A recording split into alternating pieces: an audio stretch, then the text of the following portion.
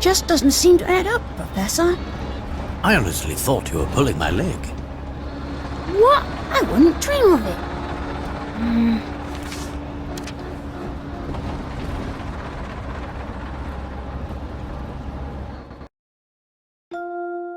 Professor, I hope this letter finds you well.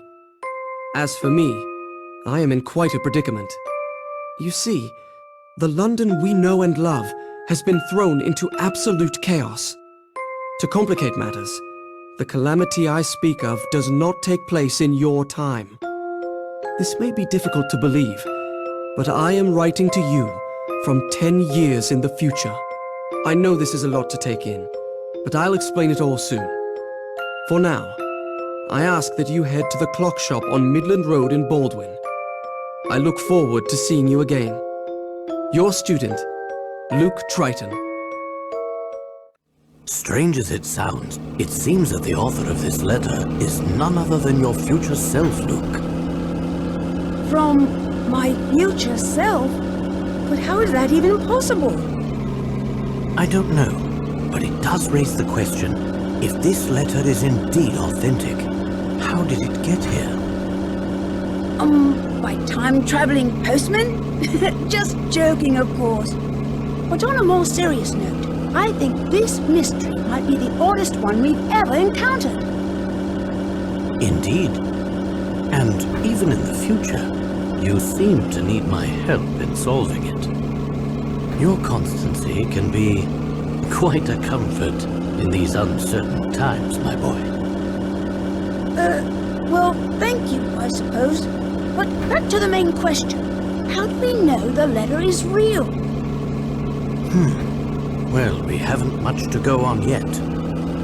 But I can't help but think that this strange occurrence is connected to the terrible events of last week.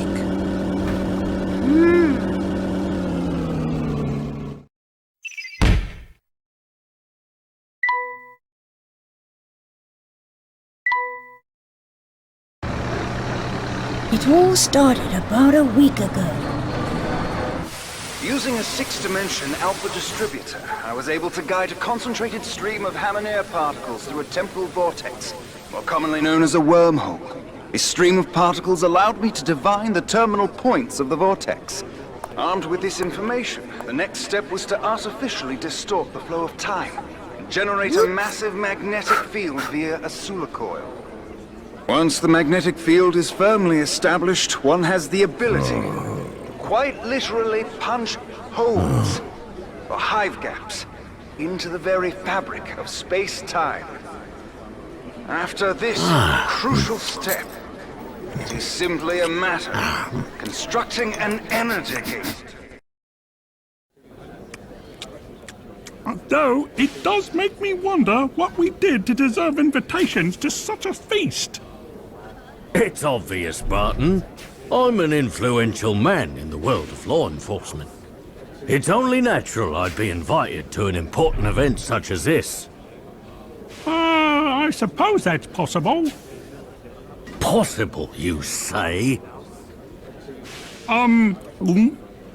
Probable. Highly probable, sir. Oh, this food is simply dreadful, Bill. Do get this over with quickly so we can leave. Oh, yes, dear. I have to say, I feel a bit out of place here, Professor. That's quite understandable, Luke. I'm sure most people would feel the same way in the presence of the Prime Minister. Hey, look! I think I see Inspector Chalmey over there. So, Professor, what do you think about this whole event? Do you believe that someone has really built a working time machine? I'm not entirely sure. Still, if it proves to be true, can you imagine the stir it will cause in the scientific community? Well, I, for one, am very excited. Though you don't sound entirely convinced, Professor. Anything's possible, Luke. But I won't be convinced until I've seen the contraption work for myself. And I must confess, something about this entire presentation seems a bit off. Why do you say that? Ah, of course! That must be your famous intuition talking, huh? That's one way of putting it, but enough speculation. Look over there, Luke.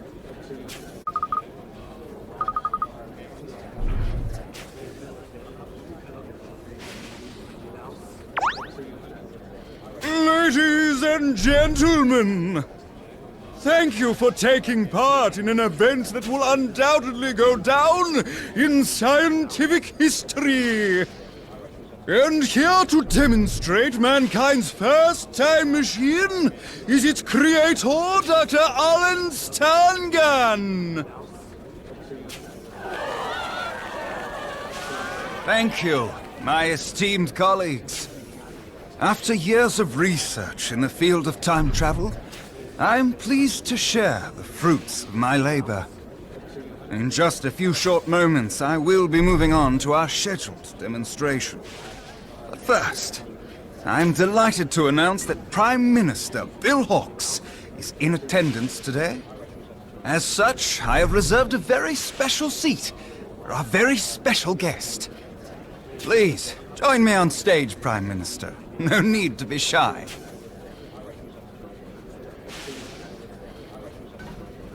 Is this thing real? What do you mean? I mean, is this contraption a genuine working time machine? Why don't you have a seat? See for yourself. Before we start, would you honor us with a few words, Prime Minister?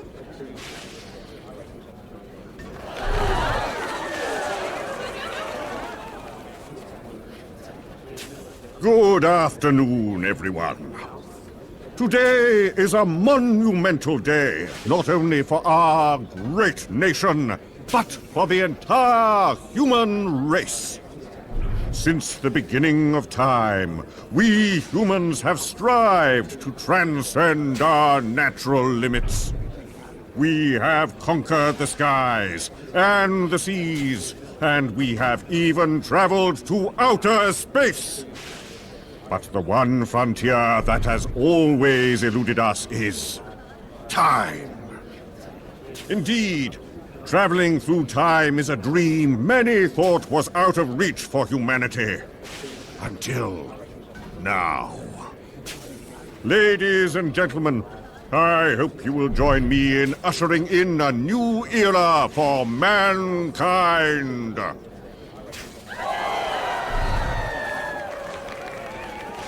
Thank you for those words, Prime Minister.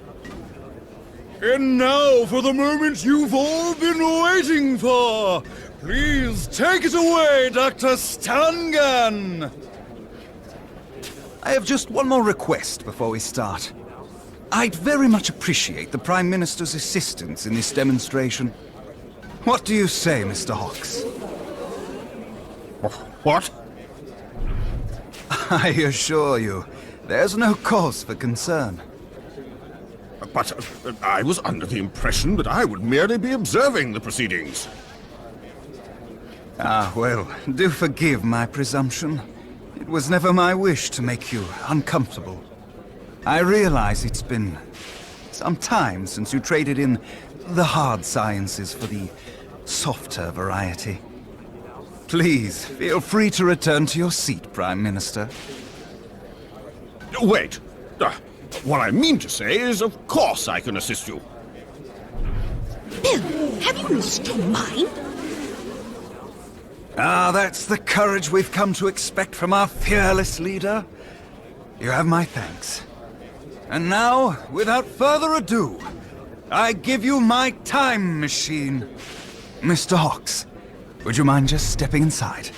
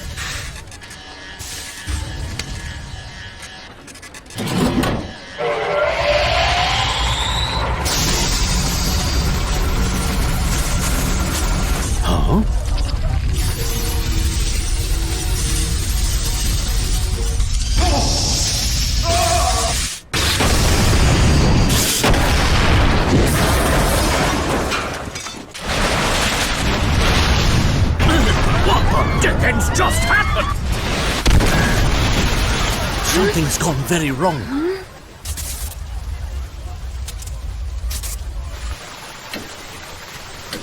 Oh, where is he? Someone find Bill! Ladies and gentlemen, please remain calm and refrain from panicking. This is chaos! The Prime Minister and Dr. Stungun have vanished! My word.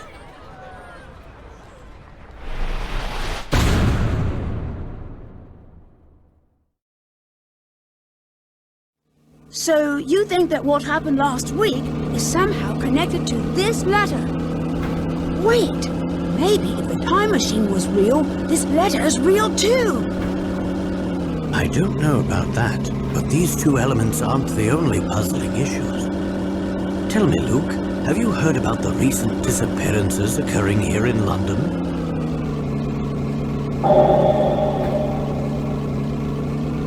Oh yes, I read about it in the paper. Some of London's greatest scientists have been mysteriously vanishing. Yes, and I can't shake the feeling that those disappearances are linked to this whole affair. In any case, it seems our best course of action is to head to the location mentioned in the letter. Good idea!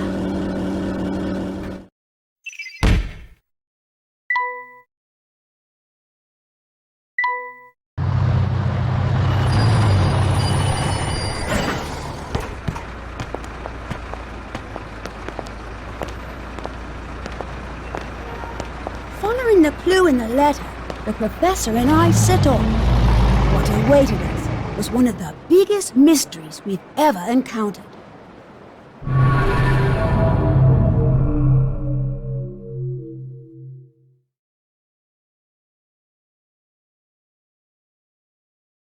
Somehow, a single letter had made its way back through time. And the sender, strange as it sounds, was me. The future me, that is. Little did we know that this letter would draw us into the strangest of situations.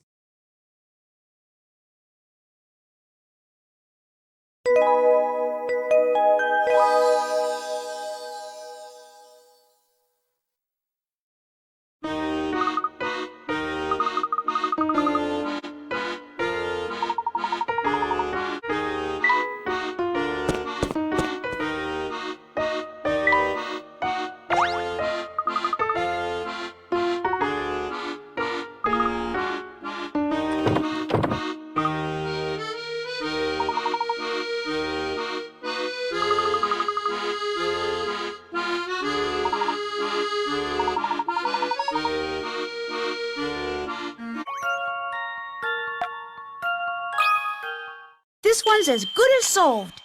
Phew, that's a relief.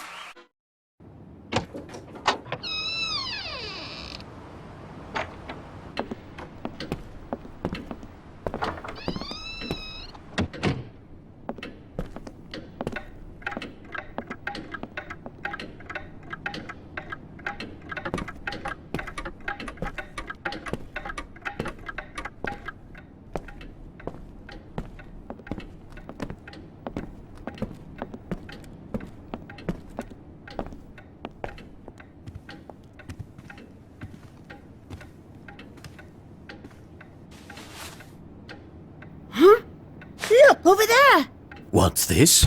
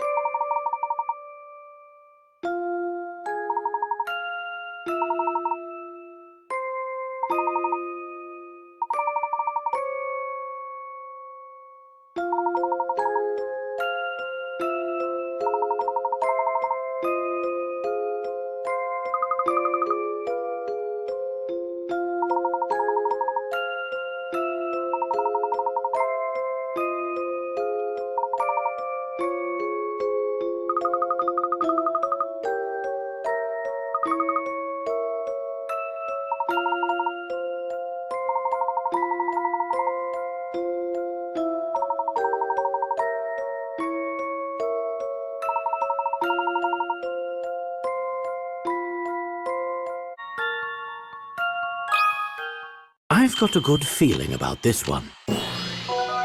Well, that's settled.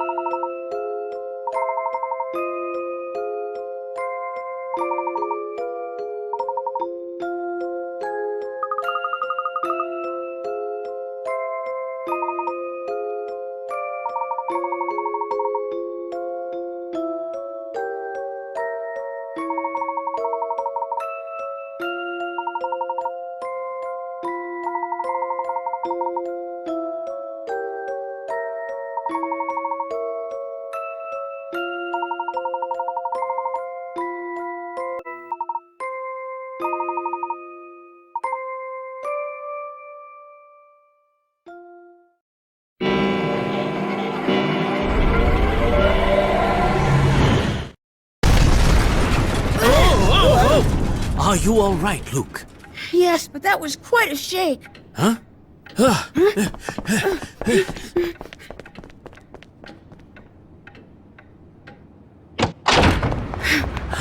What is going on here?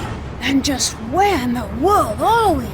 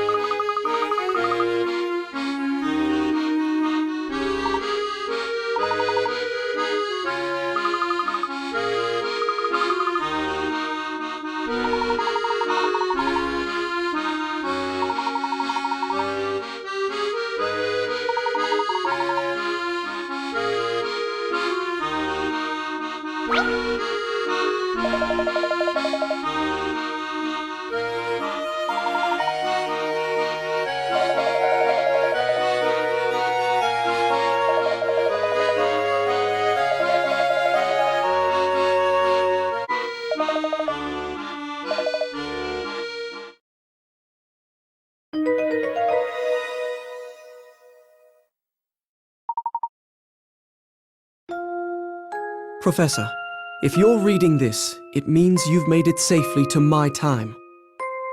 I can hardly wait to see you again. I wish to enlist your help in freeing this town from the tragedy that has befallen it. But first, I'm sure you'll want some proof that you're actually in the future. I've thought long and hard about the best way of convincing you. Make your way through town to the address below. What you find there is sure to quell any doubts. Room 312, Green Hospital, 123 Auckland Lane.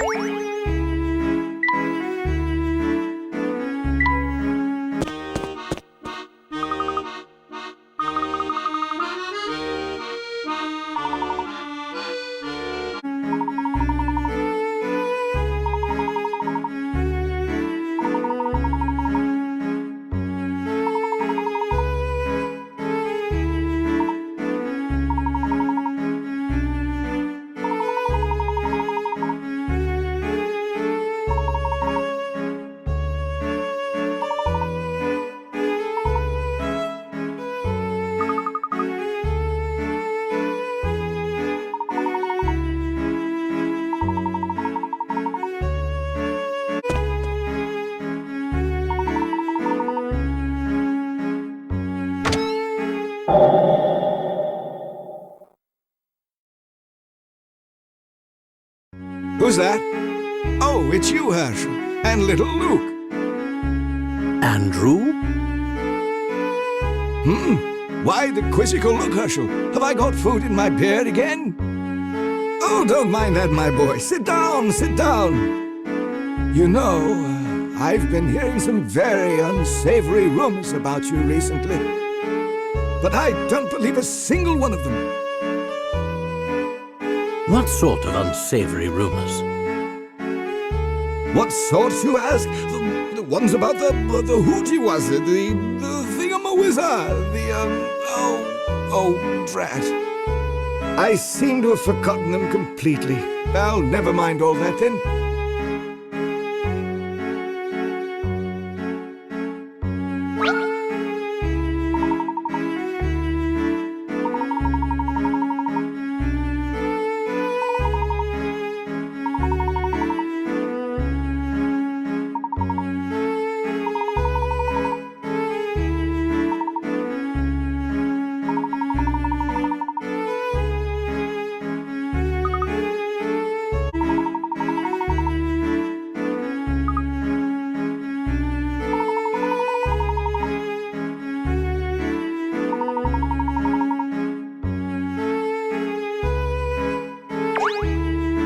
Well, Andrew, it's been wonderful seeing you, but it's growing late.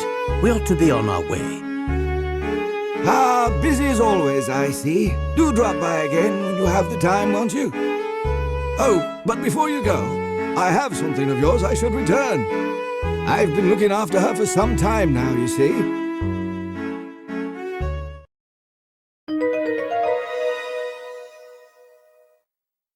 I won't be needing her anymore, so you can take her away. The old dear's parked around back.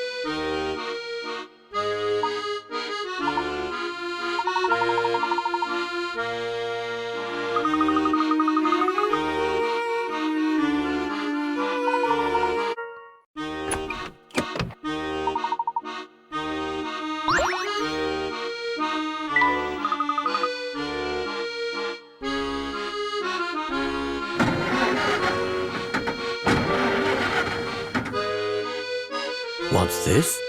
The engine won't start. Well, it has been 10 years since we last saw the Layton mobile, Professor. I wouldn't be surprised if there was a broken part or two.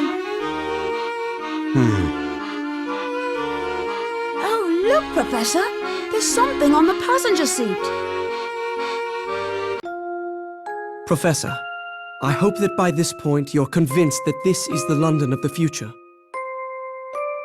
Now that we are on the same page, I'd like to explain to you the secret that's plaguing London.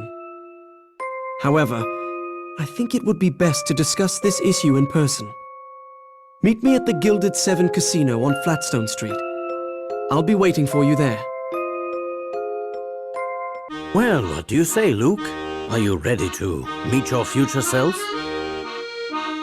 Honestly, I don't know.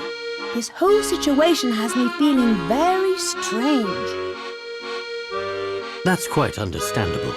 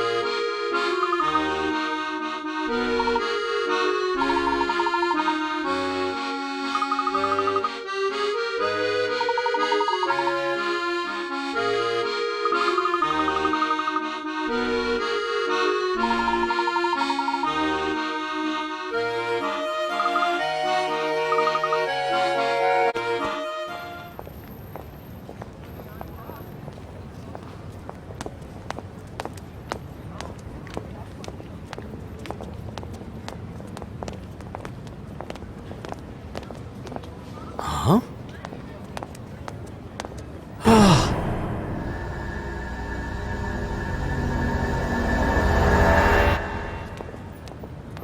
Yeah. Oh.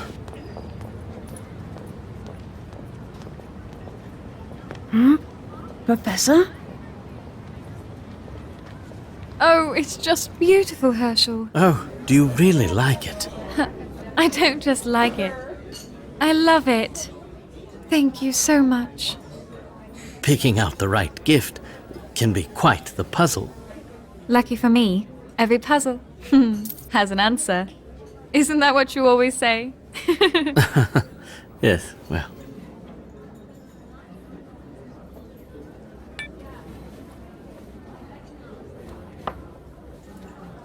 I've been thinking, Go on.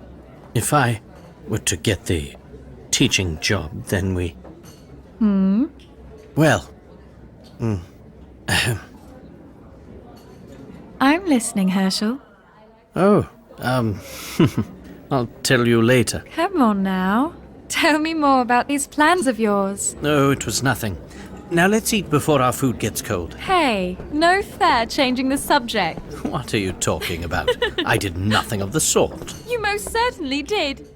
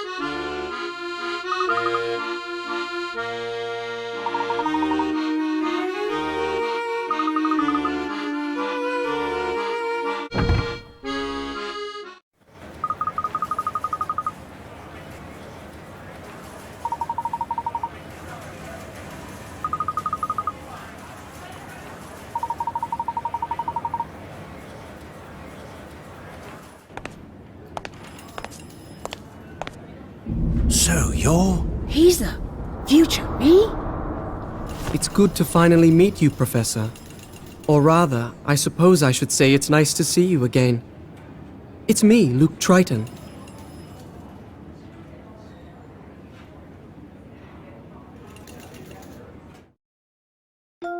Hello, Luke.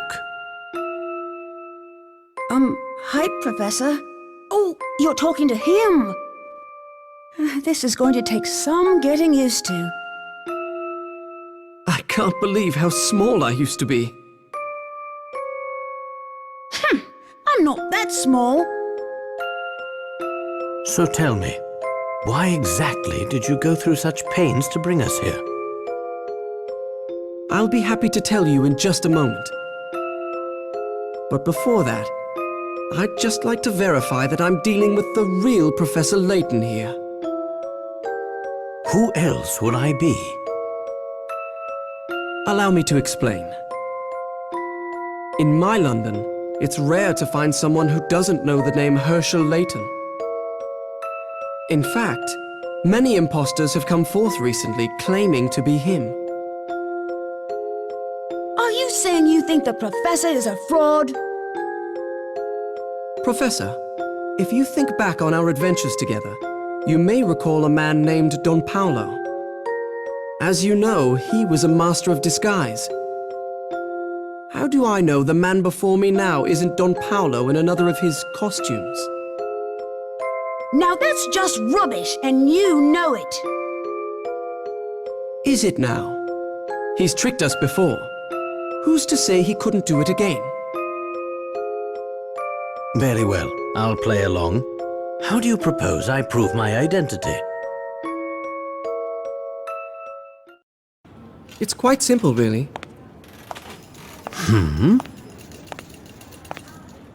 Professor, I challenge you to a battle of wits!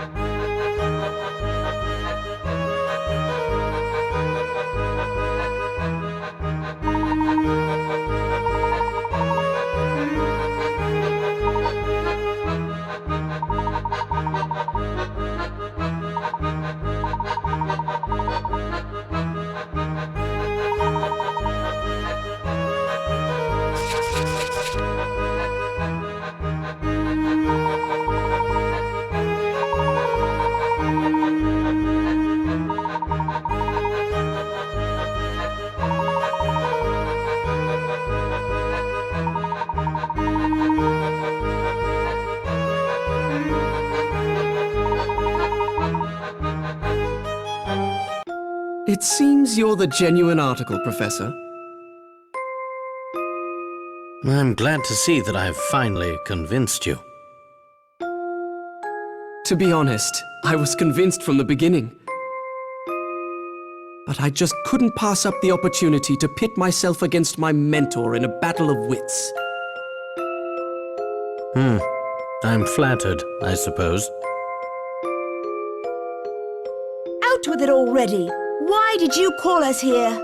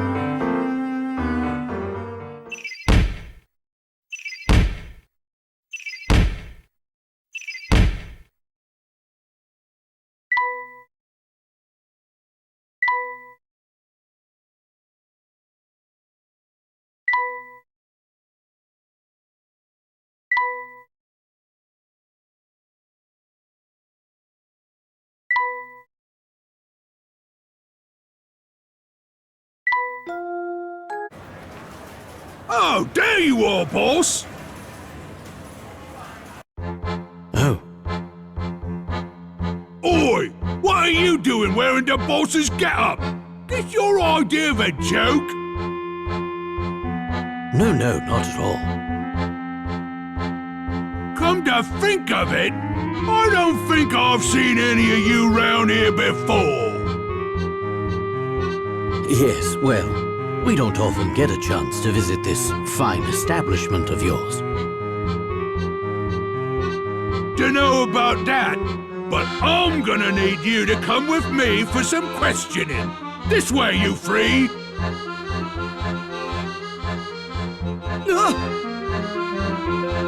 Professor, run away while you can!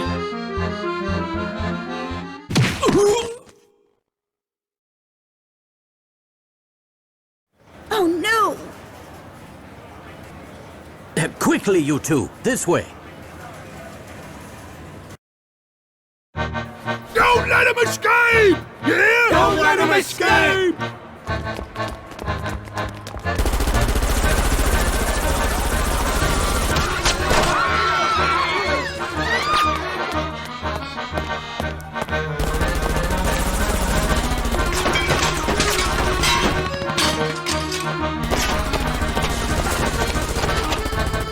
We're surrounded, Professor! Calm yourself, Luke. I have a plan. Wait! Where are you going?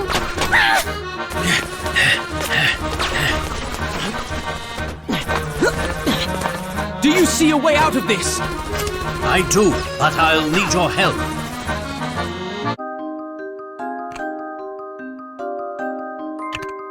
I've got a good feeling about this one. Just as I suspected.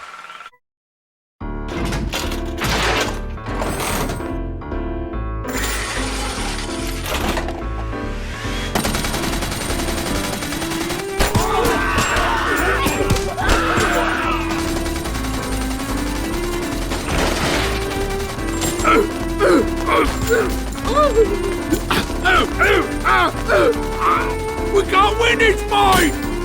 Fall back, boys! Fall back!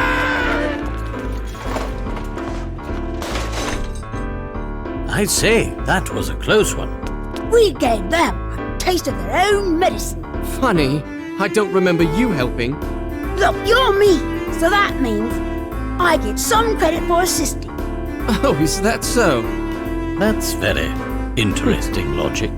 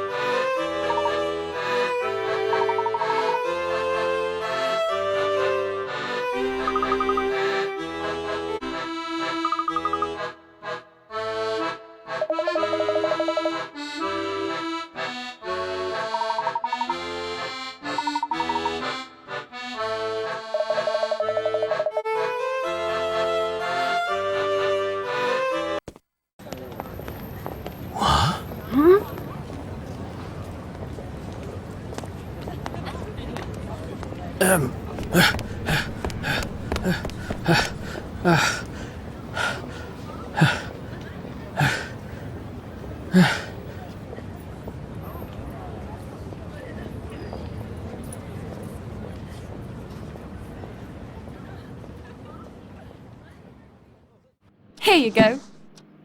What's this now? Open it and see.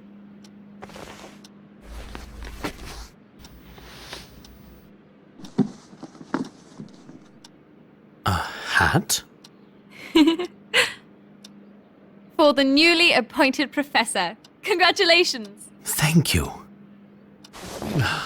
You're a fully fledged member of the academic community now. So you've got to look the part. Very dashing, Herschel.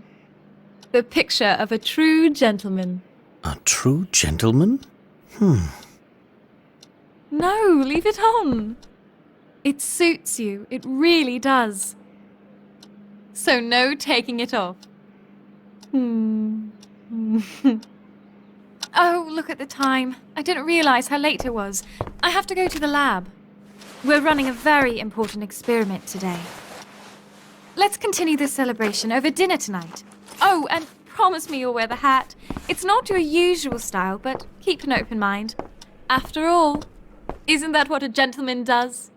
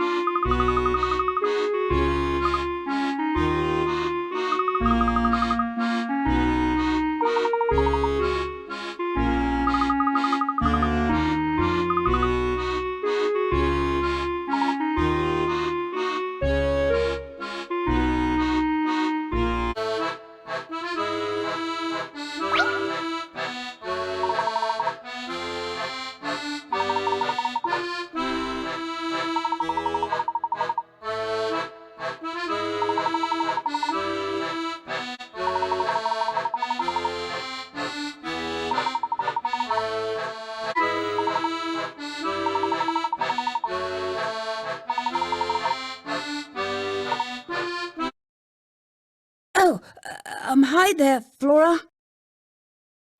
You two have got some nerve leaving me alone while you go off on another adventure.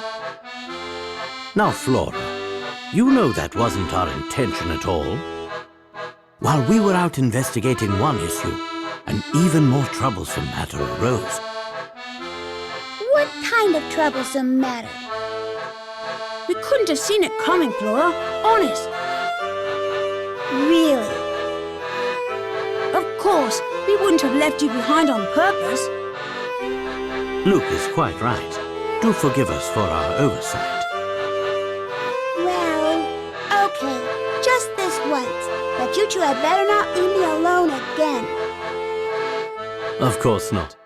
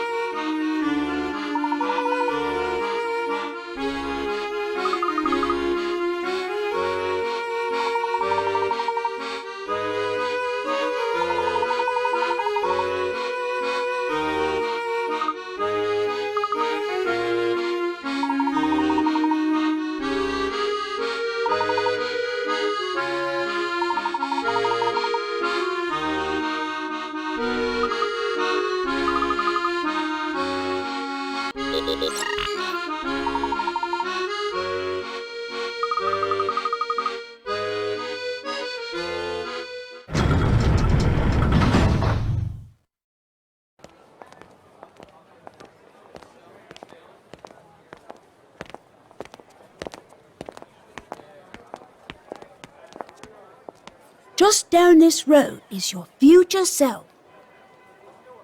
Do you find it at all unnerving? It's quite a peculiar sensation, I must admit. Yes, quite. I still can't believe there's another Professor Layton running around. I assure you, the man is real. You'll see soon enough.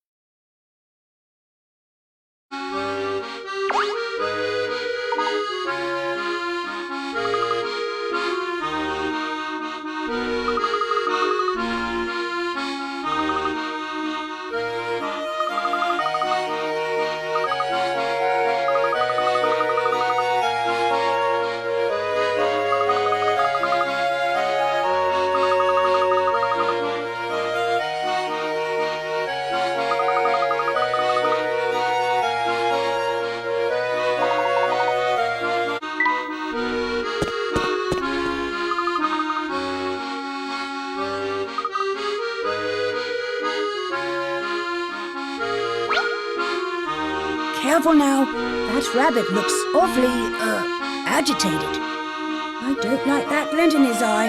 He looks like he could attack us at any moment. Well, you've always had a way with animals, even those of the more cantankerous variety. Why don't you see if you can't befriend the little fellow? Befriend him.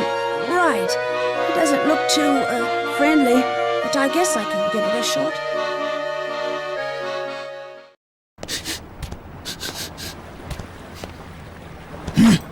What do you want? Hello. I hope you're enjoying this lovely day. Would you mind if we pass through here? You humans are so full of yourself. Always acting like you own a place. But this here's my turf. Take one more step and I'll rearrange your kneecaps. Sorry, Mr. Rabbit. I didn't mean to...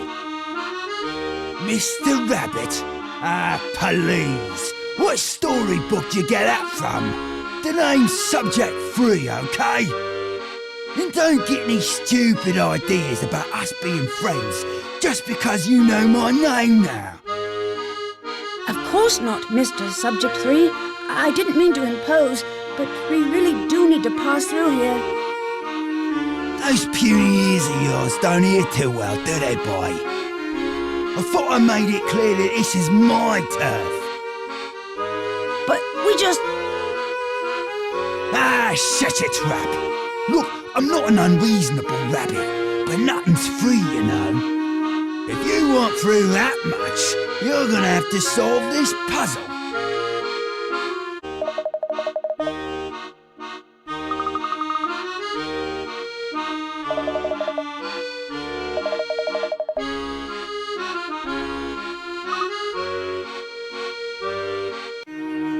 I was born in the mean streets of London and separated from my parents at an early age. I would never see them again.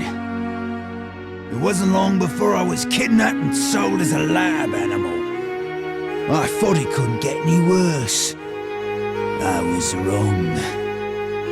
The research facility I was taken to was the most miserable place on Earth. It was there that the whitecoats started calling me Subject 3. That's a peculiar name. Yeah, that's because it wasn't so much a name as an ID. I was a test subject, not a cuddly pet. There was a Subject 1 and a Subject 2 there, but who knows what happened to them. I don't mean to stir up painful memories, but you said you were a test subject, so... You want to know about the test they did on me? Just thinking about it makes my fur stand on end. Well, this was one of their favourite routines. They'd throw me in a room and cut the lights. There'd be a loud noise like nails on a blackboard. Next thing I know, I'm in a totally different room. Even now, I've no idea what they were doing. That sounds awful. Have you two worked everything out? Did you hear Subject 3's terrible story? Apparently, he was forced to be a test subject in a whole bunch of weird science experiments. Our friend here carries a heavy burden on his shoulders. Poor little fellow. Poor little fellow? Spare me your pity. Life is hard, kid, and I've had it harder than most. None of it really matters. The sooner you stop expecting good things to happen, the better off you'll be. What kind of attitude is that? You're free now, and you've got your whole life ahead of you. Ah, so now you're gonna tell me how to live my life, eh? Go on then, get out of my face before I bite the lot of you!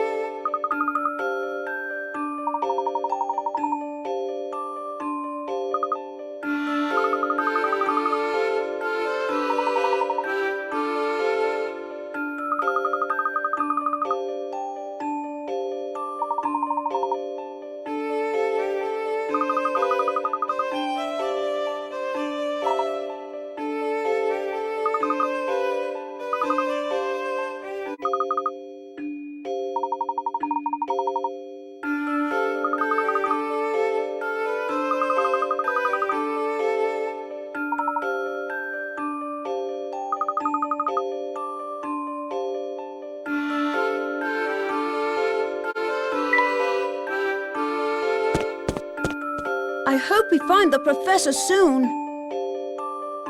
Poor thing. You're just lost without him, aren't you, Luke? You're a fine one to talk. Sorry to keep everyone waiting. Let's be off. Where did you go? 1 minute you were there, and the next you'd vanished. My apologies, Luke. I just needed to check something.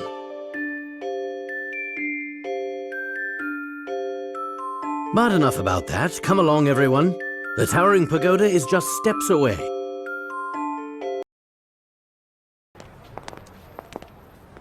At last, we're here. And somewhere up there is the future Professor Layton. Perhaps, and perhaps not. I suspect this whole affair may be more complex than we originally thought. Yes. Oh?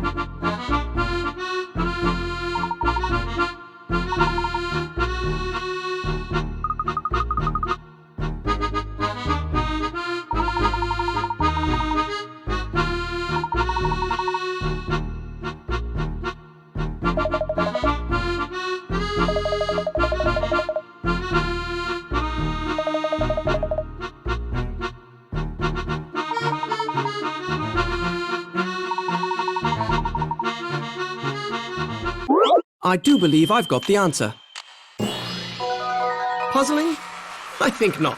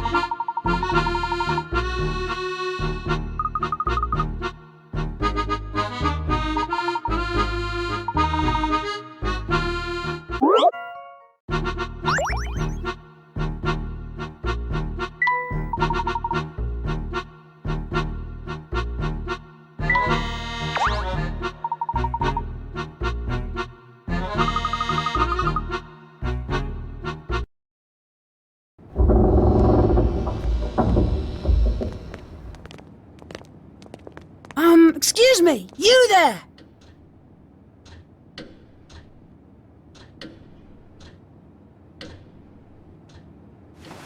Welcome, Herschel Layton.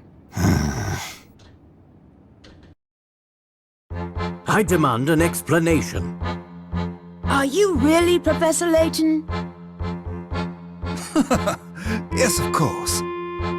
Don't you recognize your old friend? I don't know. Something about you seems off. Surely you recognize yourself, Herschel. Misfortune, our fortune, is a result of your ambition and genius. What is it, Professor? You've put on quite a show, but it's clear to me that you're nothing but a charlatan. Oh, is that so? Professor, what tipped you off? Yes, what indeed? I'm all ears.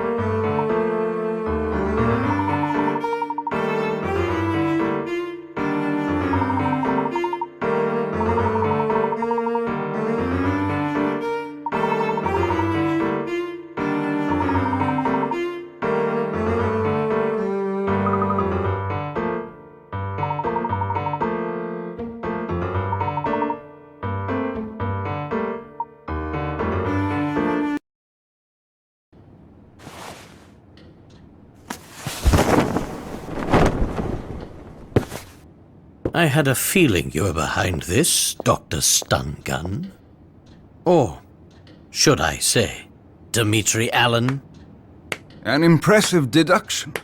Does anything ever get past you, Herschel?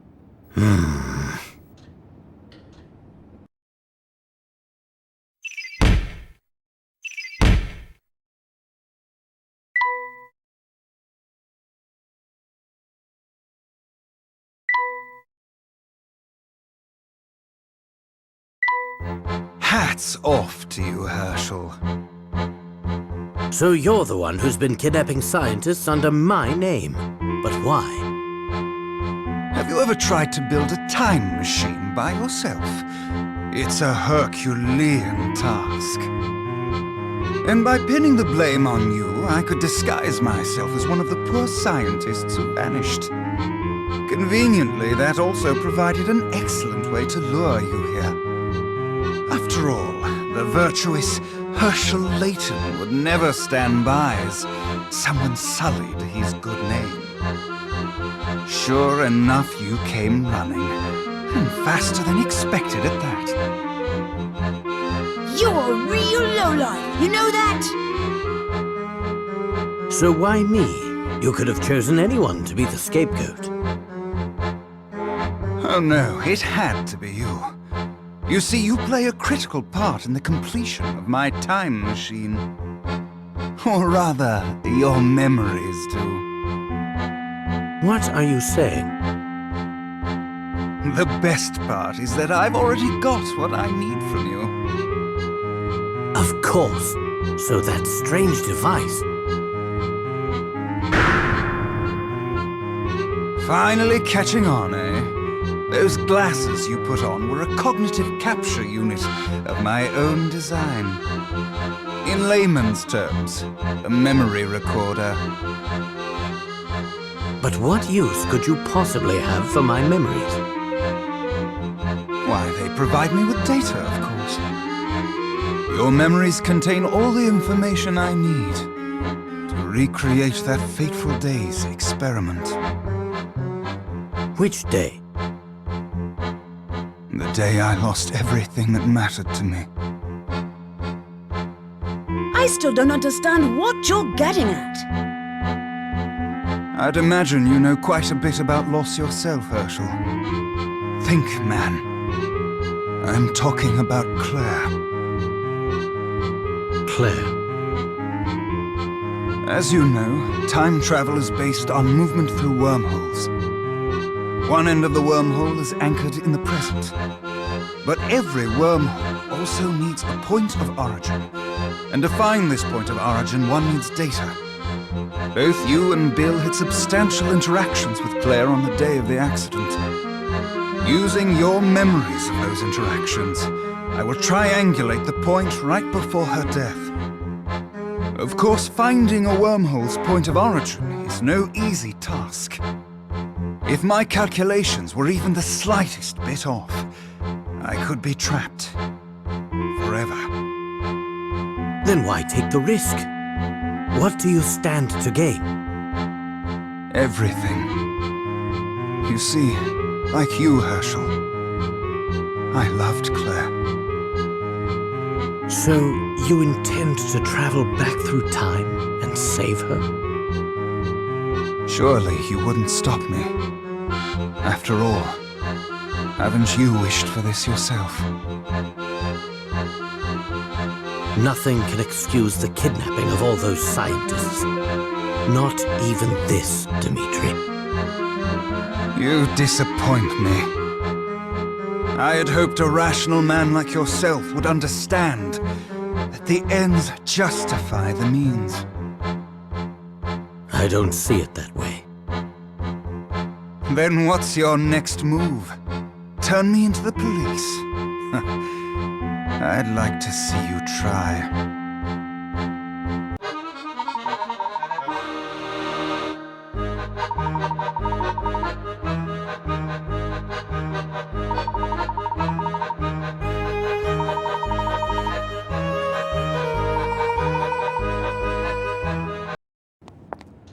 Very nicely done, Herschel. Give it up, Dmitri! Give it up? Oh, no. I'm just getting started.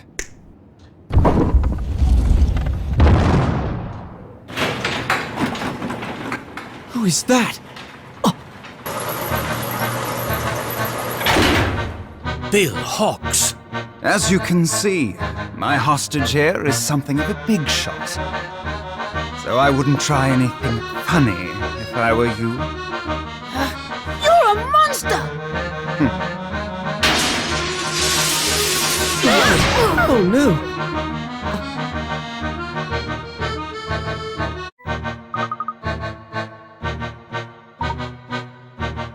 I hate to disappoint you, but it seems you've failed to ensnare the genuine article. Professor? How'd you get there? Just what is going on here? Why are there two of you? Which one is the real professor?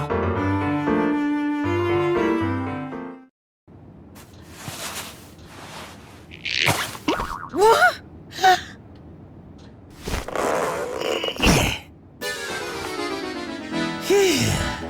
Don Paolo? If he's in here... Then where's the real professor?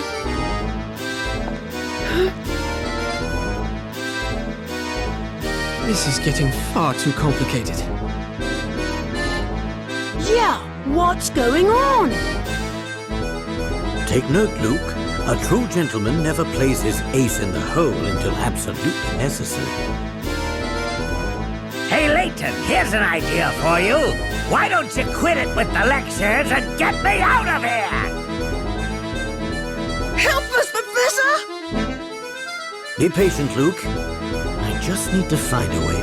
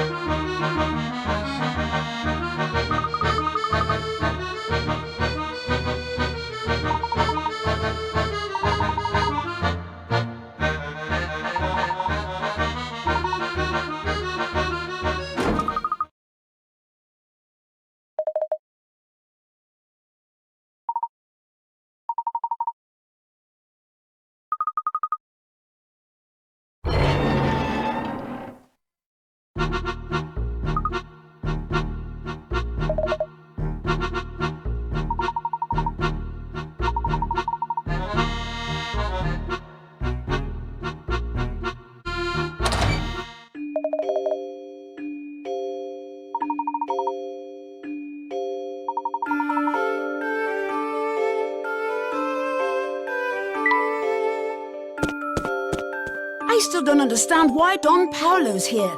Can someone please explain that to me? Always with the questions. Won't you put a lid on it for a few minutes, you brat? I most certainly will not. Honestly, you two, would you please stop bickering? You're on the same side.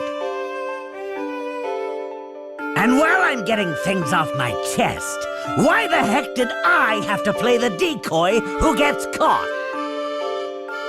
Come now, Paul. It wasn't that bad. Your role was certainly the more exciting one. Professor, you still haven't explained what happened back there. I knew we'd be monitored from the moment we stepped foot inside the pagoda. So I wanted to make sure we had at least one trick up our collective sleeve. Don Paolo, master of deception and disguise, seemed like the perfect man to employ for the task. You two are friends? That's the first I've heard of this. Ha! Don't get it confused, kid. I'm no friend of his. We both want answers to the same questions, so we decided to work together. That's all. When did this start? Tell me, Luke, when we visited Dr. Schrader, did anything he said strike you as strange? No, not really. It was his greeting that made me suspicious. Huh? Who's that? Oh, it's you, Herschel. And little Luke. Sure, I remember it. But what of it? He didn't seem terribly surprised to see little Luke, did he? Oh, of course. In the future, I'm not a kid anymore. But the doctor didn't even notice. Precisely. That means Dr. Schrader was... Don Paolo in disguise, yes. So you knew he was a fake before he even said 4 sentences? Wow, you're good, Professor. That planted the seed of doubt, though I didn't confirm my suspicion until much later. Did Don Paolo pose as anyone else? Yes, he did a bit of spying on us as Dean Del Mona when we met him last. From the moment I laid eyes on him, it was obvious we were dealing with an imposter. Amazing! How did you know? His white hair gave it away. But white hair seems perfectly natural on a man his age. Not if he wears a wig. He let me in on his secret some time ago. He's been bald for ages. Don Paolo mistakenly selected a white wig to show how much Dean Delmona had aged. Wow, nice work there, Professor. Shortly after that, I confronted Don Paolo and had him tell me everything. It seems Dimitri had been paying him quite handsomely to make sure we headed toward the pagoda. I filled Don Paolo in on all the strange happenings we've witnessed here. And then I requested his assistance in solving this mystery. Well, that all makes sense, I suppose. But the part I still don't get is why Don Paolo decided he wanted to help us. After all, this is the fellow who tried to run us over with a Ferris wheel. That's none of your business, brat. Hey, call me a brat again and just see what happens. It was Claire, Luke. It all had to do with Claire. The woman Dimitri was talking about? Claire was my girlfriend back when I was just starting my academic career. She was a researcher who worked in the same laboratory as Dimitri. Oh no! So she... Yes. The last time I saw her, she was on her way to the lab the day of that massive explosion. The oddest thing is that the accident received very little media coverage. It's clear someone with a lot of influence was suppressing information about the incident. I did everything I could to research the matter on my own. My efforts were largely fruitless. I had no idea. It's likely that Dimitri feels he is to blame for Claire's death. His obsession with going back in time seems like a twisted version of atonement. What a terribly sad story. But what does it have to do with Don Paolo? Well, Luke, as it turns out, Dimitri and I weren't the only ones with strong feelings for Claire. No way! You mean... What? Don't act so surprised. I have feelings too, you know. Thanks for meeting me on such short notice, Herschel. Oh, no. It's my pleasure. Here, this is for you. What is it? A letter, of course. Read it at home. Why don't you just tell me what it says? I'm right here, after all. My, you're making this quite difficult. What I want to say is, well, in short, this.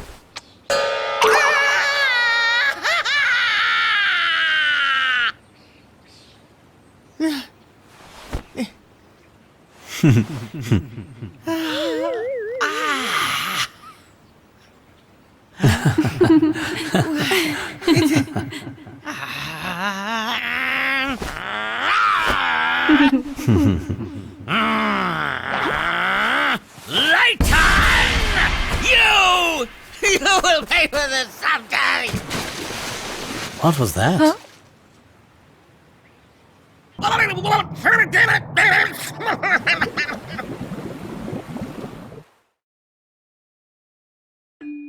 Layton has been my arch nemesis ever since that fateful day. I see.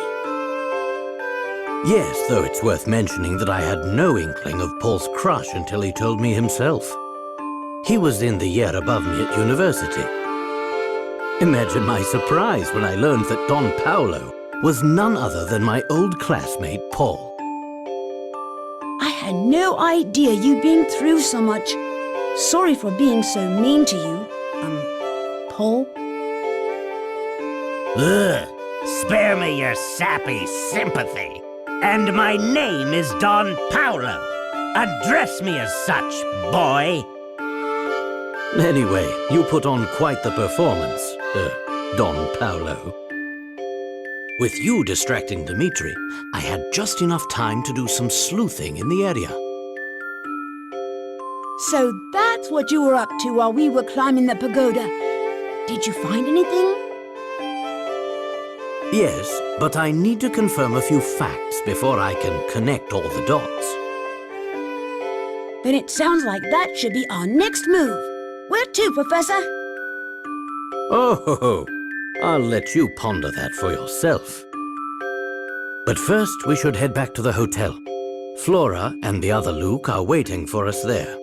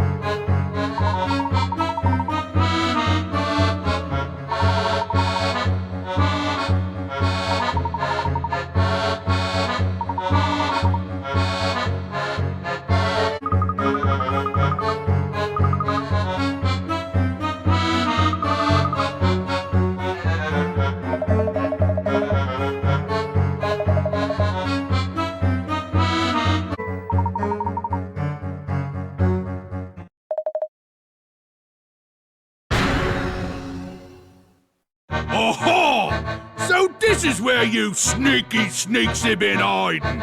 There'll be no getting away this time. Oh, Oh no! We're trapped! Quickly, follow me! huh?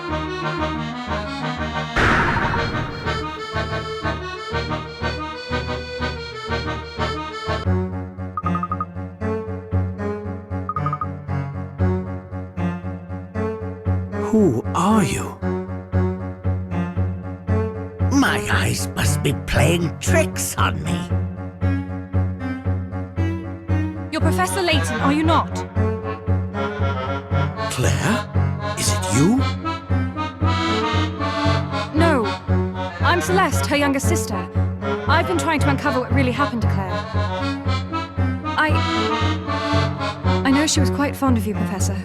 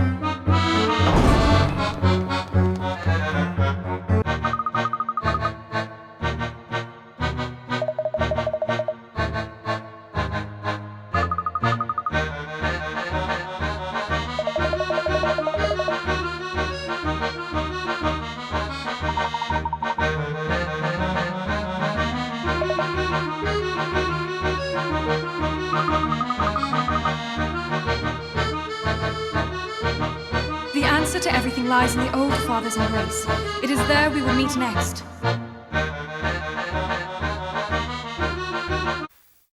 Celeste was clearly trying to give us a hint as to our next rendezvous point. Oh, of course! She used a code to hide our meeting place from the family! But what could that code possibly mean? Think of it as a puzzle, Luke.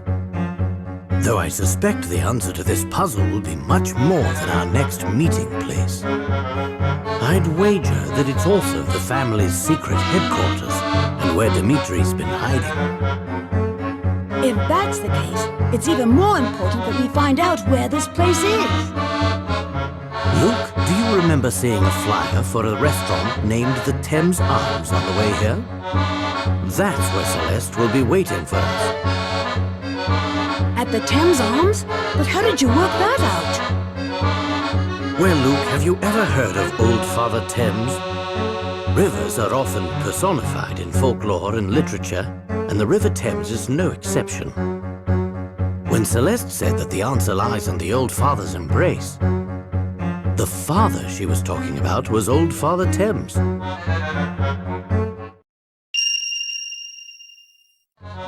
Oh, I get it! And an embrace happens in someone's arms. In this case, the arms of the Thames.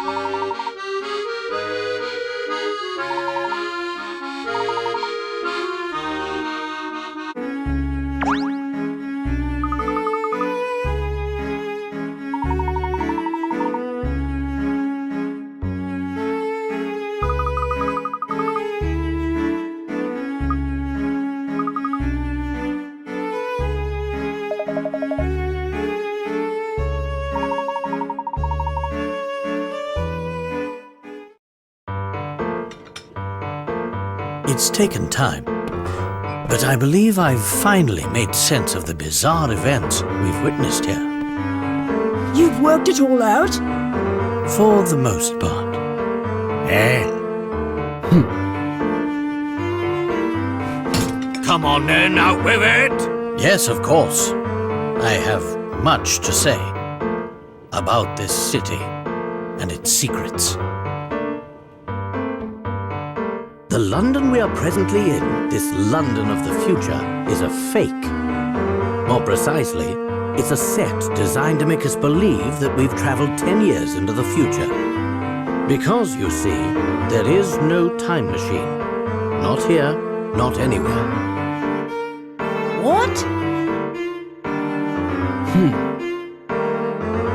We were all led to believe that the clock shop was a portal to the future. But the truth about that shop is in some ways just as bewildering. The back room of the clock shop is no time machine. It's a lift leading down into the earth.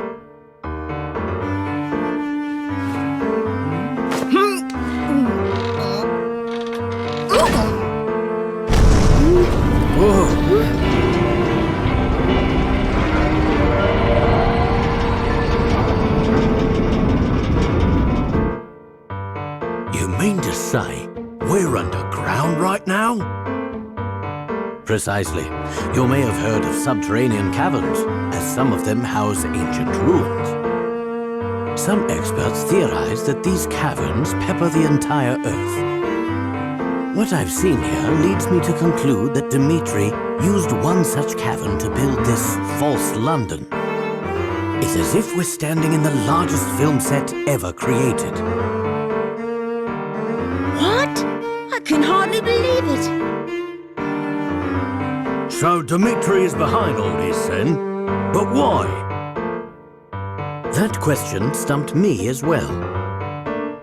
Why would he go to such pains to make us believe we're in the future? It doesn't make sense, unless convincing people of this is the key to achieving his ultimate goal. What kind of goal requires a setup like that? It's simple. It seems that Dmitri never gave up his original dream of building a time machine. But though he poured all his energy into achieving this feat, the task was too large for one man. He needed other scientists to support his project, so he turned to the greatest minds in London. But to keep the scientists working for him, they needed to believe that they were in the future. Why? Think about it, Luke. Dmitri couldn't imprison the scientists, not in the conventional sense. After all, who knows what kind of work they would produce under those circumstances? No, Dmitri needed a different approach to compel the scientists to complete his research. The scientists had to want the time machine to work as much as Dmitri did. So he told them that they had been shot forward 10 years in time, stranded a decade from home. Dmitri misled the scientists, telling them that the time machine was an unfinished project. They thought they were stranded, and that the machine was their only hope of returning home. Ah, so that's why they were so willing to follow orders. That's all I've been able to work out. Perhaps our friend here can fill us in on the rest. I see you've caught on. Excellent work as always, Herschel. The family uses this establishment as a hideout. Therefore, it seemed a bit odd that the bartender didn't so much as raise an eyebrow when we walked in. I have to give credit where it's due. I never imagined you'd work out so much of the plan yourself. I suppose I've no choice but to shut you up for good.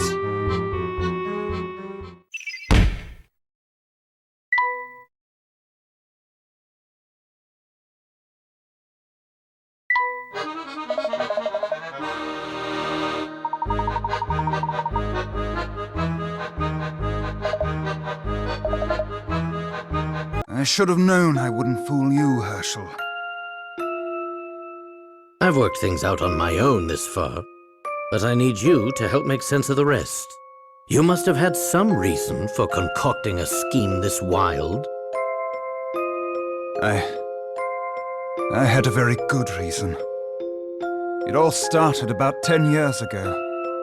Bill Hawks and I were friends and colleagues. We worked in the same lab researching time travel. Our research meant everything to us. We poured our hearts and souls into uncovering the secrets of space and time. After months of progress, we had built ourselves a prototype time machine. It was finally time to test our work with a human subject. Bill thought we should use Claire as the first test subject. She was our lab assistant. I, of course, vehemently opposed this idea. I loved her too, you see. And though she didn't return my feelings, I didn't want to risk her getting hurt in the experiment. Around this time, I noticed a flaw in the design of our machine. I begged Bill to postpone the experiment, but he wouldn't hear of it. Sometime after the accident, I made a startling discovery. Unbeknownst to me, Bill had made a deal to sell the technology behind the machine's power source. Apparently, a large corporation had offered him a very impressive sum. Bill knew the machine wasn't ready for a human subject, but he needed to demonstrate its viability. We all know the tragic results of his decision. By the time I realized Bill planned to go ahead with the experiment, it was too late to stop him.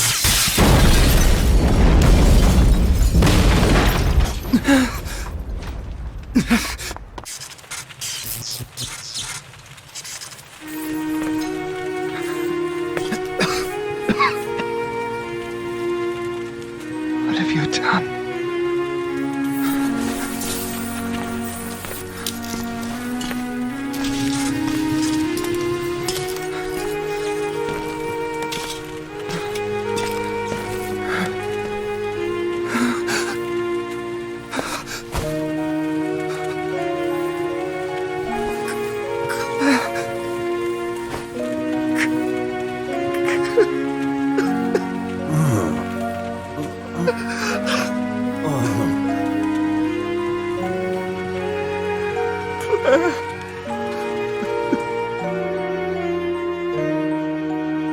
Because of Bill's greed, Claire was lost to me forever. Life is full of cruel twists.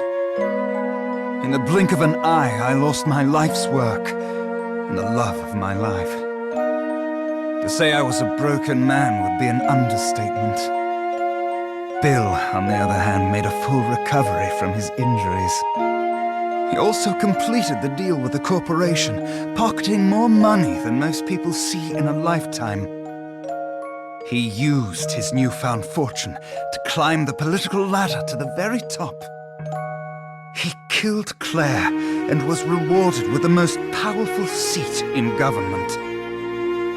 If that's not a cruel joke, I don't know what it is. I can't pretend I wasn't bitter, and it was this bitterness that sent me back to my research. I thought that if I could travel to the past, I could rob Bill of all that he had won. Oh, of course, there was another reason why I wanted to go back in time. To save Claire from her fate. Surely you understand, Herschel. Claire is no longer with us. There's nothing anyone can do to turn back time. Do you really believe that? I don't want to, but I do. I have just one more question for you. What is it? Someone's been using you as a pawn. Are you aware of this? What are you talking about? Someone here masterminded a scheme even more awful than yours, Dmitri. And that person is there! I think you're mistaken, Professor. No, there's no mistake here, and there's no hiding it anymore, Luke. Or should I call you Clive? It took some time to put together the pieces of your plan. But when I finally understood it all, the sheer evil of it sent a chill down my spine. What is he talking about, Clive? You kept your true intentions hidden from everyone, Clive. Even your partner, Dimitri. What are you saying, Herschel? Clive was aiming for revenge on a massive scale, and you were nothing more than a pawn, Dimitri. Tremendous work, Professor! You found me out. Stop speaking in riddles, Layton. What's this all about? Clive, you lived next door to the lab that exploded 10 years ago. You were just a child then. That blast demolished half of the building you lived in. Reports indicate that 10 people were killed in the explosion, 2 of whom were your parents. It must have been a terrible shock. In the span of a few seconds, you lost your family and your home. When the initial shock wore off, it was replaced with anger. You became obsessed with exacting revenge on those who had wronged you. You were lucky enough to be adopted by a kindly woman in her golden years, Constance Dove. Miss Dove's extreme kindness was matched in scale only by the enormous fortune she possessed. You two lived quite happily as a family for a time. Sadly, it wasn't to last. Miss Dove departed from this world 5 short years later, leaving her fortune to you. Before long, you graduated from secondary school and took a part-time job at a prominent newspaper. Considering your sizable inheritance, I don't think you took the job for pocket money. You were searching for something. Using the newspaper's resources, you finally hunted down the men responsible for your misery. You knew that both Bill Hawks and Dimitri Allen were responsible for the explosion.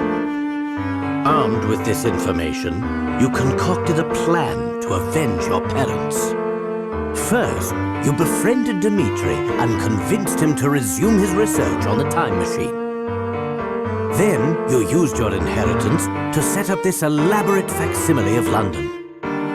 With your stage in place, you used your contacts in the press to find the best scientists in the country. After all, you would need quite a bit of help to complete this time machine. You then proceeded to lure these brilliant men into your trap. However, unbeknownst to Dimitri, most of your staff were not working on the time machine. What? Clive had secretly reassigned many of the scientists to a different project. You might think of it as his pet project. We don't have all day, Layton. What was the second project? A weapon designed to cause destruction on an unimaginable scale. A weapon? Is this true, Clive?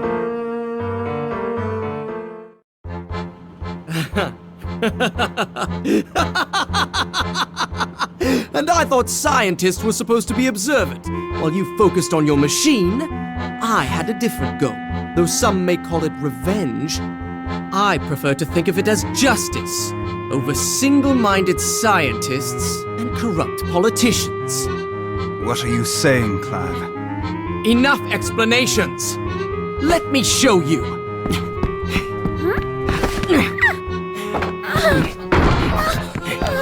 Hey!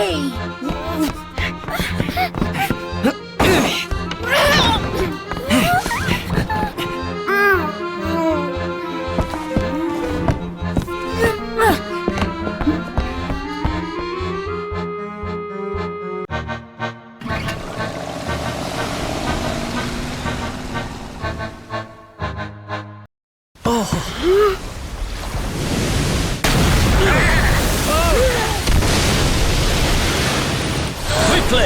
Move to higher ground!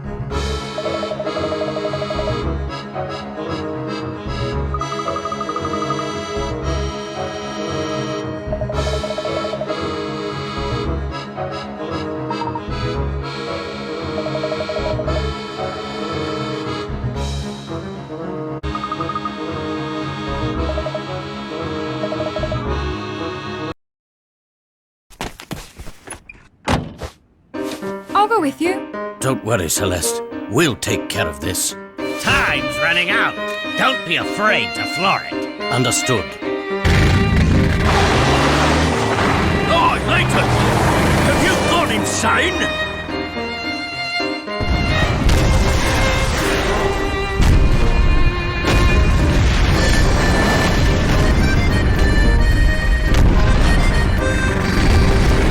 Hold on tight, Luke.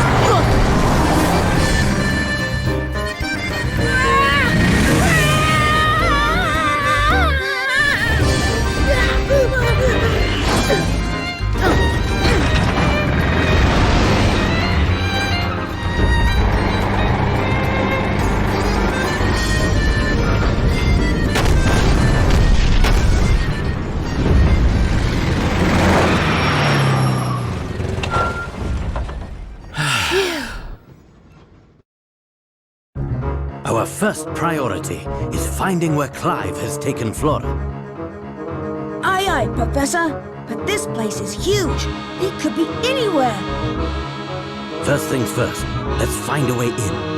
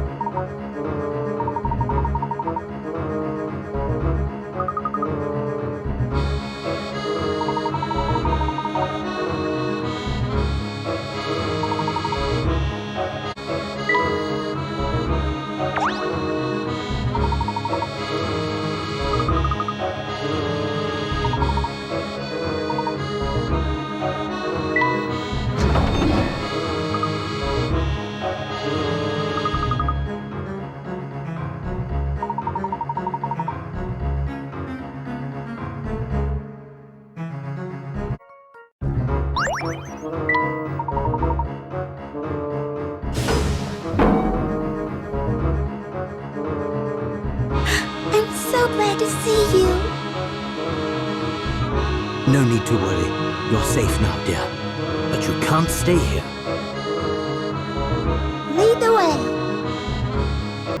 Are we going to find Clive? Indeed, but our time is running out, so let's hurry.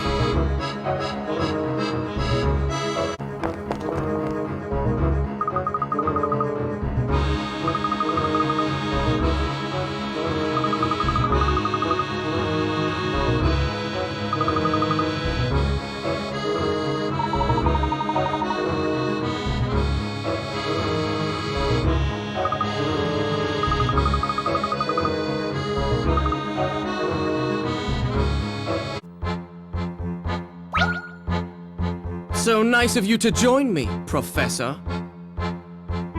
Whatever it is you have planned, you can't go through with it. We know what Bill and Dmitri did. When the world learns of it, they'll be punished. You said you wanted justice, and isn't that justice enough? That's a nice sentiment. But without large-scale havoc, those fools in government will never change their ways. Listen to yourself, Clive. You... Who are you to argue with me? As a reporter, I've witnessed countless tragedies firsthand. And it's clear that my life isn't the only one that's been destroyed in the name of progress. To those in power, the rest of us little people are all just bumps on the road to a brighter tomorrow. The only thing a bully understands is force. So you see, I have no choice but to level this place and rebuild it from the ground up. What you're saying is unthinkable. This conversation is over. No! Clive! You never fail to impress. Sadly, I must leave you now, as the main event is about to start. What do you mean?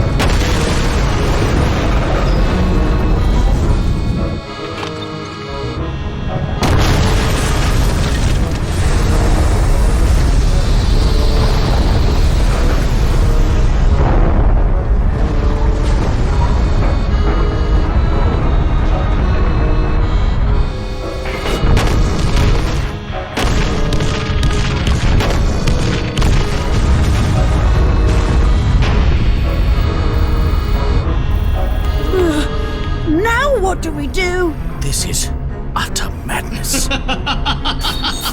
Please, make yourselves comfortable. Sit back and relax. After all, you won't be leaving anytime soon. Take a good look at London, because this will be your last chance.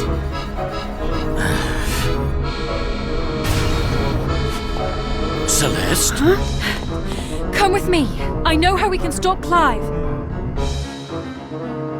There has to be a generator somewhere here. All we need to do is find it and shut it down. Right, we'll cut off the power at the source.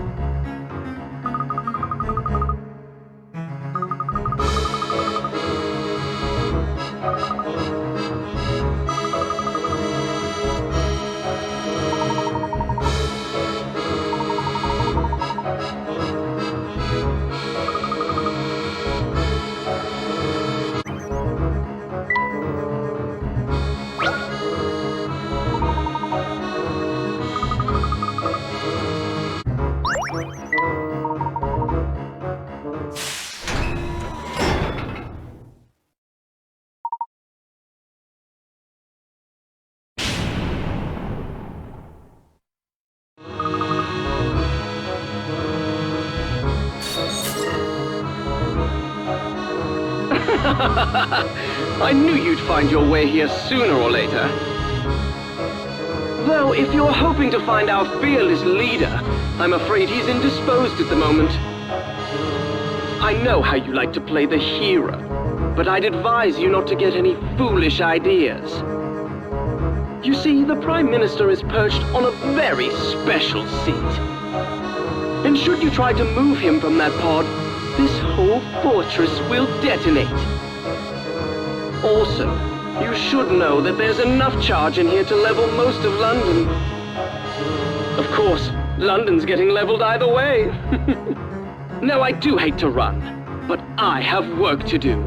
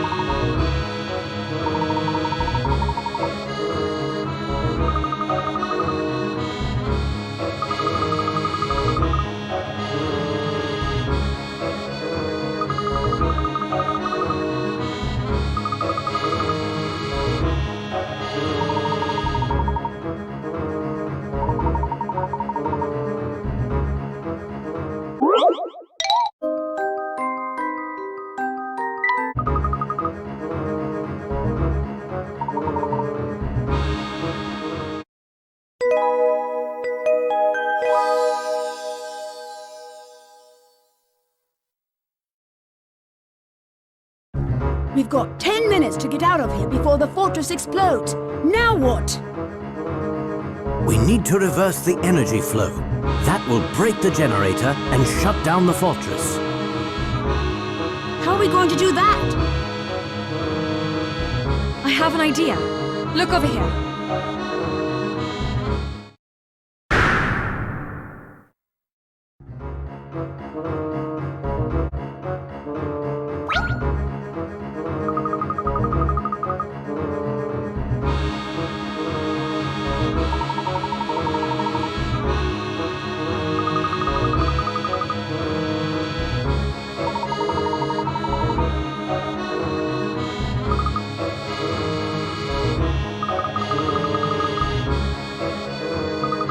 It's all up to you now, Professor.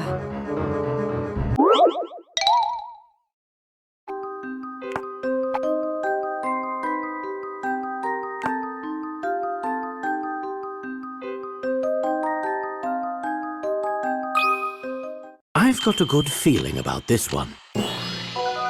Well, that's settled.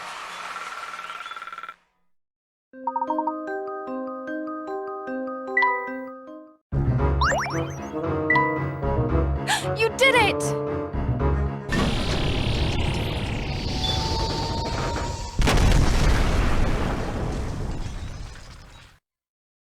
What was that? Reversing the energy flow has caused the fortress to start destroying itself. Oh no! We've got to get out of here right now.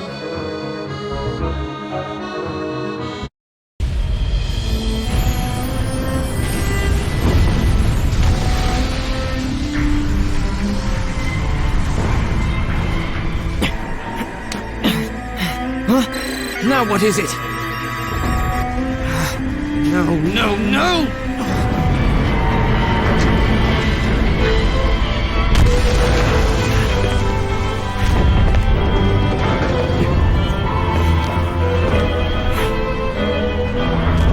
This isn't happening. It can't end this way. It won't end this way!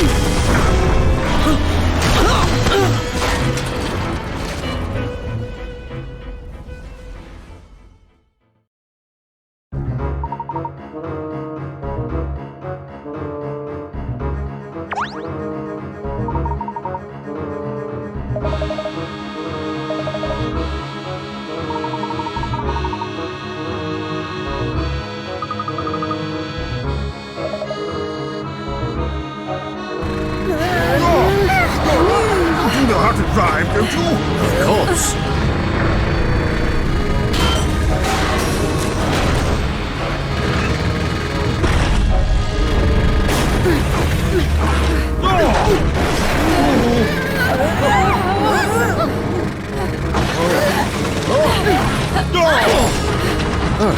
Professor, up ahead!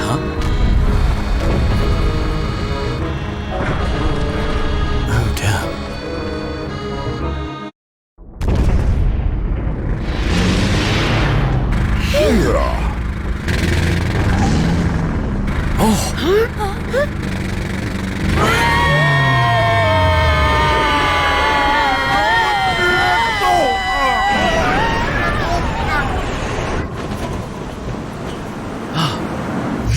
Oh, and one more thing.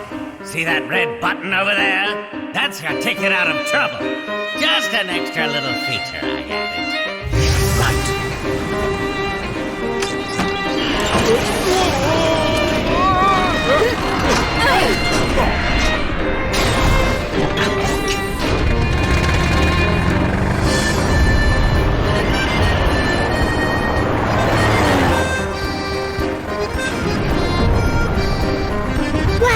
We're actually flying! Can you believe it? Yes, Paul was always very good with machines. Professor, just when did you learn how to fly a plane? A plane? This is an automobile. Ah! Well done, Layton!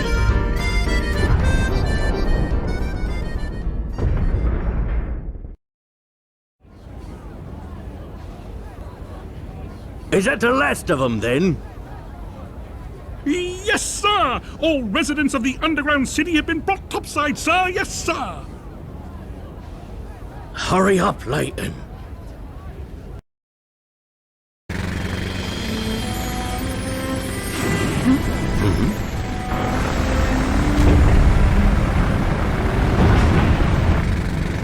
It's too dangerous. He's not the only one to blame. You do know that, don't you, Professor? I do.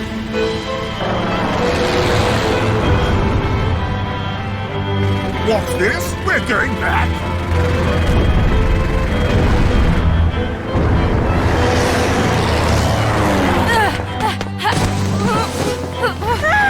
No, Celeste! Now what? Not to worry, Luke. When you're all safe, I'll go back for her.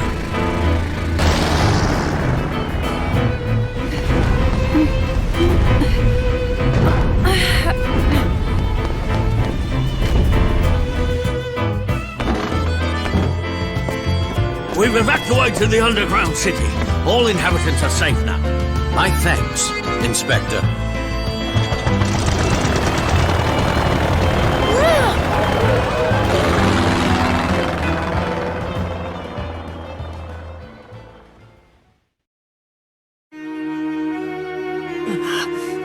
This is the end for me.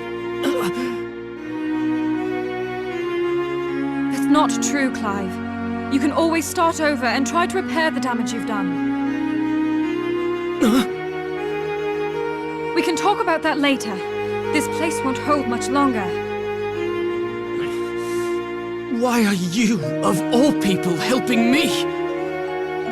I can't just leave you here. But don't you know what I've done? What I tried to do? Yes, but I would never leave you here to die. After all, so much of this tragedy was caused by the mistakes we scientists made. I see. There will be time to talk more later. We need to leave now.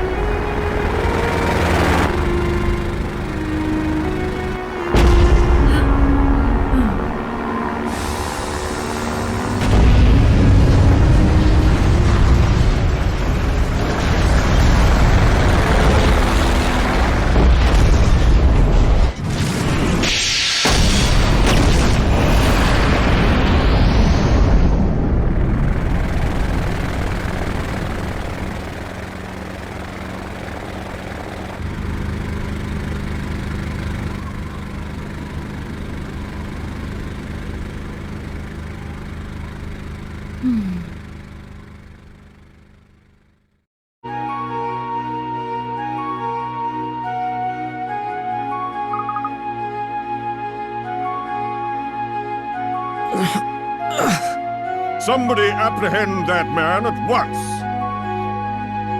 You're coming with me, boy. I don't want any trouble. Inspector, a moment, please. Just what do you think you're doing? This man poses an imminent threat to our national security. I cannot deny the damage that Clive has done to our city. But we can't forget that he's also a victim of a political agenda for progress, no matter the cost. You've got some nerve, man. Professor, Answer me one question, Clive. You knew full well I'd stand in the way of your plot. So why did you send for me? Dmitri was sure he needed you for his project, but I knew full well of the threat you posed to my plan. Though I suppose I still led you all the way to the heart of my base, didn't I? At first I was just toying with you, but at some point, I realized I was enjoying our time together. Maybe part of me wanted somebody to save me from my all-consuming madness, as you did all those years ago.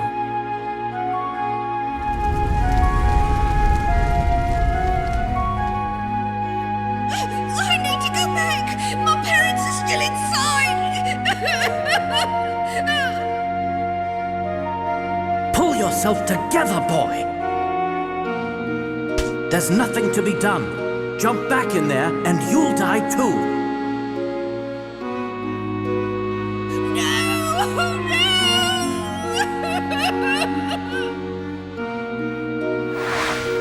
That was you.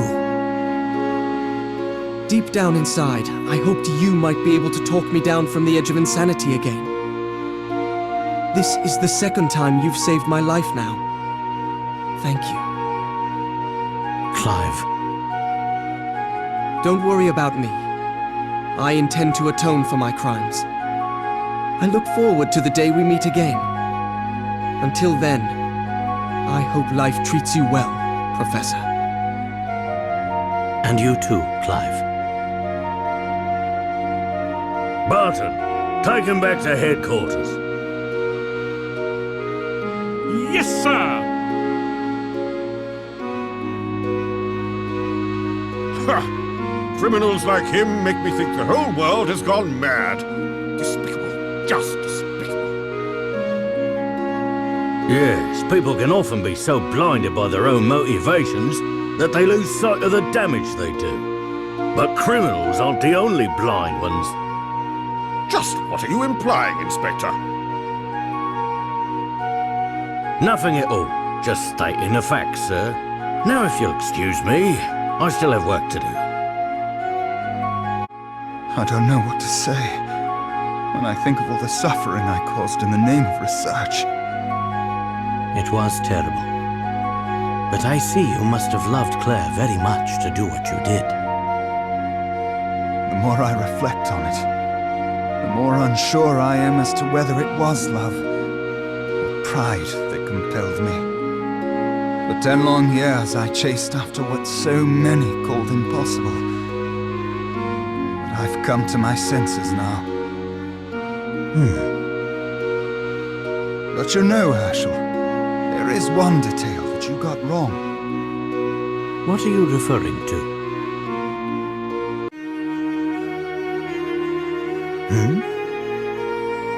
I don't think I have much longer here, Herschel. I don't know what you mean. You've taken awfully good care of that hat I gave you. What did you say? Oi, there you are, Layton. I did a background check on Claire's family like you asked.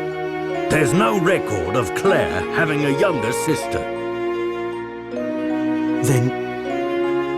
Yes, it was quite a shock when I first worked it out. But you can't really mean... It's me, Herschel. It's Claire. While it defies logic, it seems the experiment 10 years ago wasn't a complete failure. Somehow Claire was shot 10 years into the future. To our present. Yes, the time machine worked. If only for that single moment before it exploded. That's not possible. Unfortunately, however, there were more complications. Shortly after appearing in the present, Claire's body showed signs of molecular instability. It was trying to return to its own time. I attribute that phenomenon to the incomplete nature of the time machine. She didn't have long here. I worked on the machine in the hopes of finding a way to stabilize her existence in the present. But it seems inevitable that she'll return to her own time. To the moment of the blast. I beg Dimitri to stop his work. Tampering further with time can only result in more anomalies. There's no telling what chaos we'd release upon the world if we tried to save the dead from their fate. The flow of time must remain linear. We all know the consequences of changing its course. But Dimitri wouldn't listen to me. That's when I knew the only way to stop him was through you, Herschel. What Dimitri, Bill, and I did 10 years ago broke the laws of nature. And now we must pay. This is all so incomprehensible. It's time to end this already, Dimitri. Yes, it does seem that way. My research has threatened our very existence, and it could do so again. Tonight, I will close the book on the time machine forever.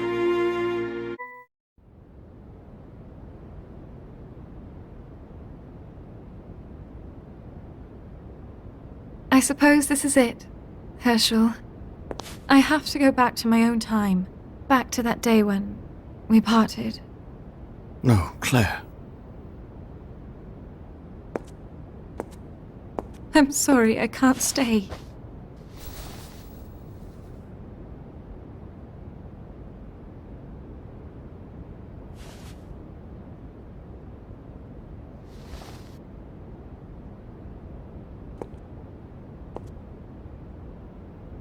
Claire, wait!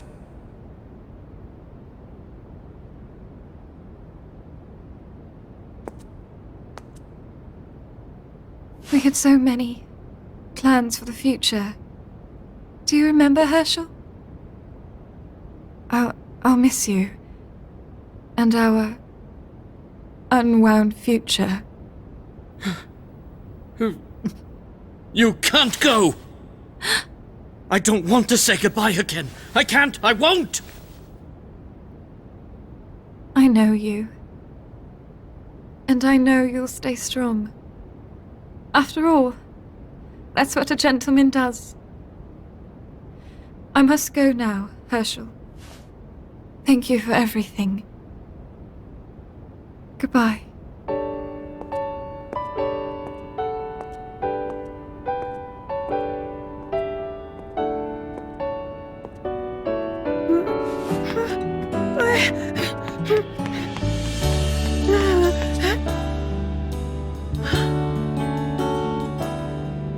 She's gone!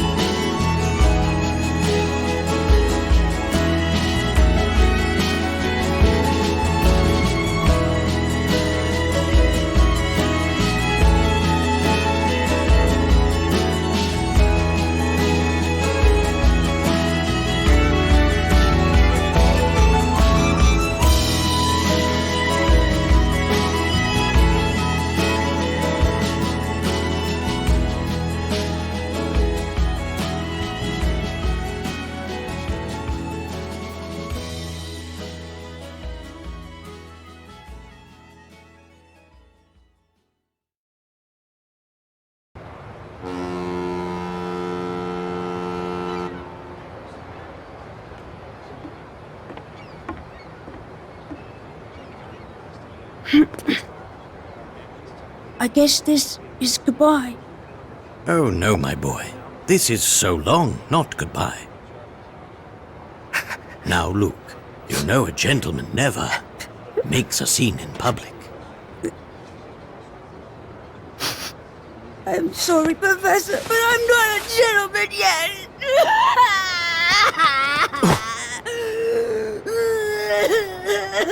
There.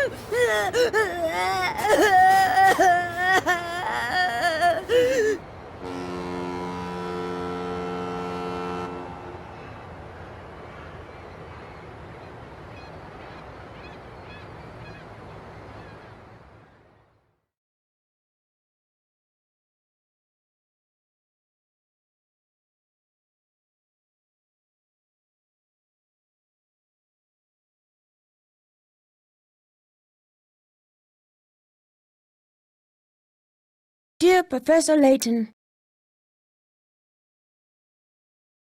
it's been a while since we said goodbye. How have you been? As for me, I'm all settled in and making new friends. I'm writing to you because something deeply puzzling happened here recently. It seems like the sort of mystery that's tailor-made for Professor Layton and his apprentice. I don't think anyone else could get to the bottom of it. I've enclosed a document with this letter that will tell you more about the situation.